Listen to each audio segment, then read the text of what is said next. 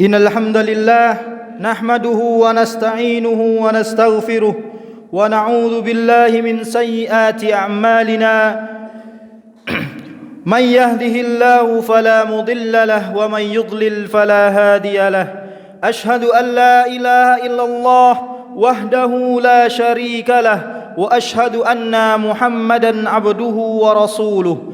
Allahumma salli wa sallim ala Muhammadin wa ala alihi wa sahbihi ajma'in. Amma ba'd. Fa ya ayyuhal muslimun usikum nafsi bitaqwallah wa ta'atihi faqad faza man ittaqa. Faqala Allah ta'ala fi kitabihil karim ya ayyuhan nasu ittaqu rabbakumul ladzi khalaqakum min nafsin wahidah وخلق منها زوجها وبث منهما رجالا كثيرا ونساء واتقوا الله الذي تساءلون به والأرحام إن الله كان عليكم رقيبا. Ma'asyiral muslimin, jamaah masjid yang dimuliakan Allah. Pertama-tama marilah kita senantiasa meningkatkan ketakwaan kita kepada Allah. Karena dengan takwa inilah kita bisa meraih ridha Rabb kita, dengannya pula kita pula mendapatkan kehidupan yang mulia. Orang-orang yang bertakwa dicap oleh Allah Subhanahu wa taala sebagai makhluknya yang paling baik. Allah berfirman, innal ladzina amanu wa 'amilus salihati ulaika hum khairul bariyah. Sesungguhnya orang-orang yang beriman dan mengerjakan kebajikan, mereka itulah orang-orang sebaik-baik makhluk. Sesungguh waktu ini sangatlah cepat berlalu. Rasanya belum lama kita bertemu dengan tahun 1444 Hijriah. Kita sudah memasuki di akhir tahun 1440 Hijriah. Sebentar lagi para jamaah haji sudah mulai berangkat ke tanah suci untuk melaksanakan ibadah haji. Ini menandakan kita berada di akhir tahun Hijriah, dan kelak kita akan menjumpai bulan Muharram, yang berarti kita sudah berganti tahun menjadi 1445 Hijriah. Singkatnya, waktu yang kita rasakan merupakan salah satu tanda-tanda kecil dekatnya hari kiamat, sebagaimana yang pernah Nabiullah Muhammad sallallahu alaihi wasallam katakan, la taqumus sa'ah hatta yataqarabaz zaman fatakuna as-sanatu kasy-syahr wa yakuna asy-syahru kal jumu'ah wa takuna al-jumu'atu kal yaum wa takuna al-yaumu kas-sa'ah wa takuna as-sa'ah kal tiraqis syafa'ah. Tidak akan terjadi kiamat hingga zaman begitu terasa dekat. Setahun bagaikan sebulan, sebulan bagaikan sepekan, sepekan bagaikan sehari, sehari bagaikan sejam, dan sejam bagaikan terbakarnya pelepah pohon kurma. Hadis riwayat Ahmad dalam musnadnya. Ma'asyiral muslimin, jamaah masjid yang dimuliakan Allah, alangkah bahagianya bagi siapa yang telah memperbanyak ketaatan, berlomba-lomba dalam kebaikan, berusaha mengangkat derajat pahalanya, dan berusaha agar Allah mengampuni dosa-dosanya pada tahun ini, serta bisa mengambil pelajaran dan setiap yang telah Allah takdirkan. Allah berfirman, yuqallibullahu al-laila wan-nahar inna fi dzalika la'ibratan liulil absar. Allah mempergantikan malam dan siang. Sesungguhnya pada yang demikian itu pasti terdapat pelajaran bagi orang-orang yang mempunyai penglihatan yang tajam. Alangkah senangnya bagi siapa yang mengisi hari-harinya dengan mengerjakan perintah Allah, memenuhi bulan-bulannya dengan menjawab panggilan salat, dan mengorbankan tahun-tahun kehidupannya di dalam ketaatan kepada Allah Ta'ala, disertai dengan keikhlasan dan kesadaran bahwa inilah tujuan diciptakan manusia di muka bumi ini. Wa ma khalaqtul jinna wal insa illa liya'budun. Dan aku ciptakan jin dan manusia, dan aku tidak menciptakan jin dan manusia melainkan agar mereka beribadah kepadaku. Wa ma umiru illa liya'budullaha mukhlisina lahuddin hunafa'a wa yuqimus shalah wa yu'tuz zakah wa dzalika dinul qayyimah.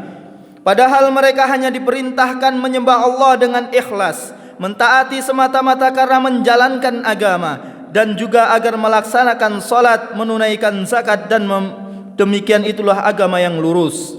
Ma'asyiral muslimin yang dirahmati Allah Subhanahu wa taala, di antara hak Allah taala atas hambanya yang telah Allah berikan begitu banyak kenikmatan, yang telah diberikan kesempatan hidup hingga detik ini dalam keadaan yang baik, adalah mensyukuri segala nikmatnya serta memujinya atas segala kemuliaan.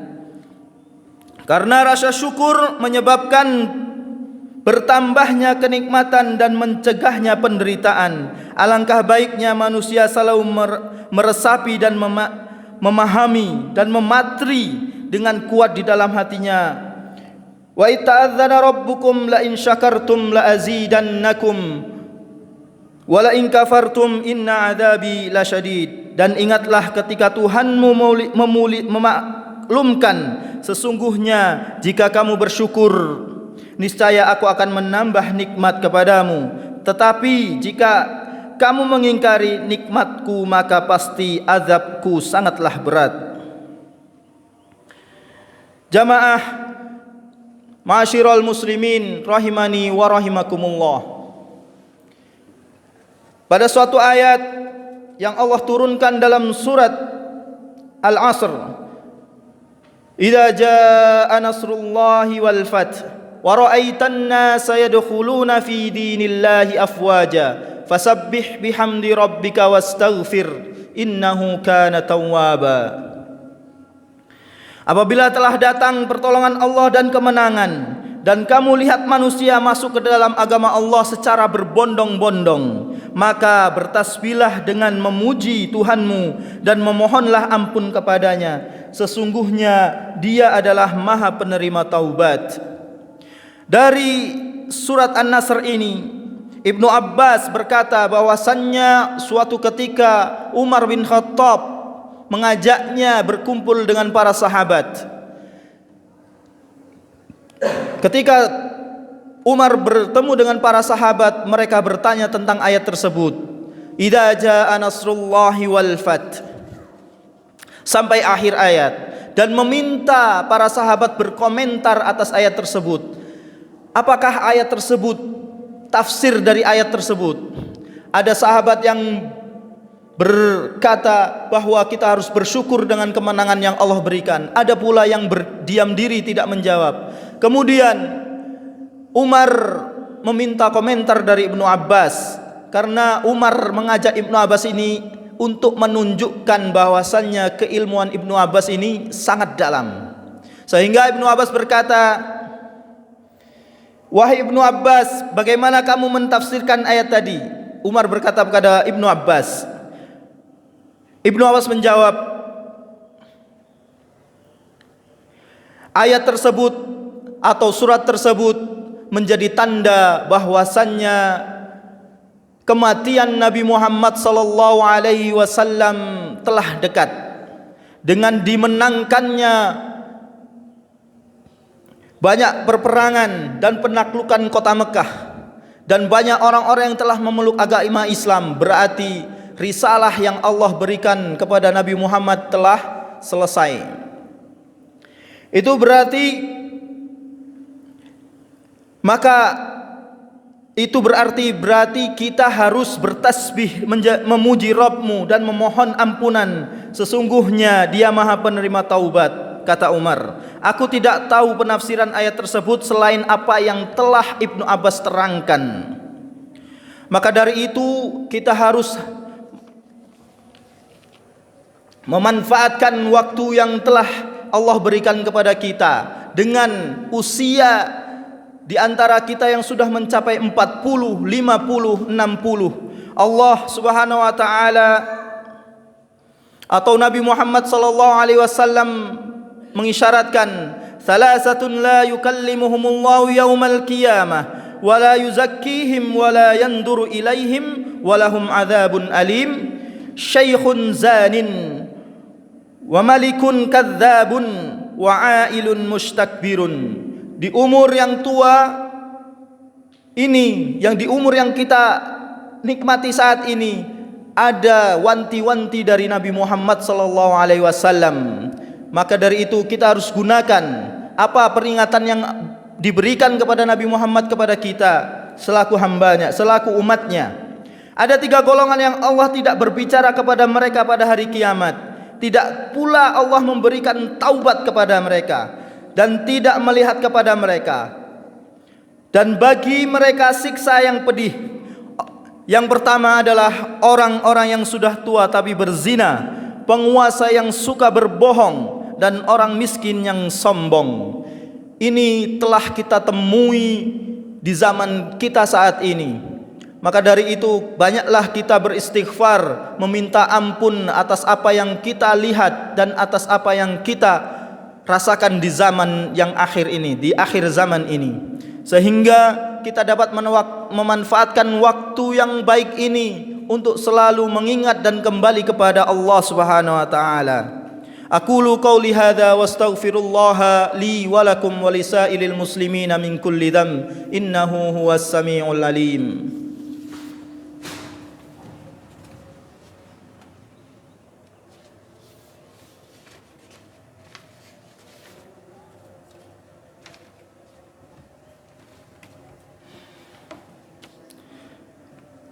Alhamdulillahilladzi hadana lihada wa ma kunna linahtadiya laula an hadanallah. Ashhadu an la ilaha illallah wa ashhadu anna Muhammadan abduhu wa rasuluh. Allahumma salli ala nabiyyina Muhammadin wa ala alihi wa man tabi'ahum bi ihsanin ila yaumiddin. Fa ya ayyuhan nas ittaqullaha ta'ala وذروا الفواحش ما ظهر وما بطن وحافظوا على الطاعة وحضور الجمعة والجماعة واعلموا أن الله أمركم بالأمر بدأ فيه بنفسه وثنى بملائكته قدسه فقال تعالى ولم يزل قائلا عليما إن الله وملائكته يصلون على النبي يا أيها الذين آمنوا صلوا عليه وسلموا تسليما اللهم صل على محمد وعلى آل محمد كما صليت على إبراهيم وعلى آل إبراهيم إنك حميد مجيد وبارك على محمد وعلى آل محمد كما باركت على آل إبراهيم كما باركت على إبراهيم وعلى آل إبراهيم إنك حميد مجيد اللهم اغفر للمسلمين والمسلمات والمؤمنين والمؤمنات الأحياء منهم والأموات إنك سميع قريب مجيب دعوات اللهم ألف بين قلوبنا وأصلح ذات بيننا واهدنا سبل السلام ونجنا من الظلمات إلى النور وجنبنا الفواحش ما ظهر منها وما بطن وبارك لنا في أسماعنا وأبصارنا وقلوبنا وأزواجنا وذرياتنا وتب علينا إنك أنت التواب الرحيم ربنا هب لنا من أزواجنا وذرياتنا قرة أعين واجعلنا للمتقين إماما اللهم إنا نسألك الهدى والتقى والعفاف والغنى ربنا آتنا في الدنيا حسنة وفي الآخرة حسنة وقنا عذاب النار وصلى الله على نبينا محمد وعلى آله وصحبه ومن تبعهم بإحسان إلى يوم الدين وآخر دعوانا أن الحمد لله رب العالمين. قيم الصلاة.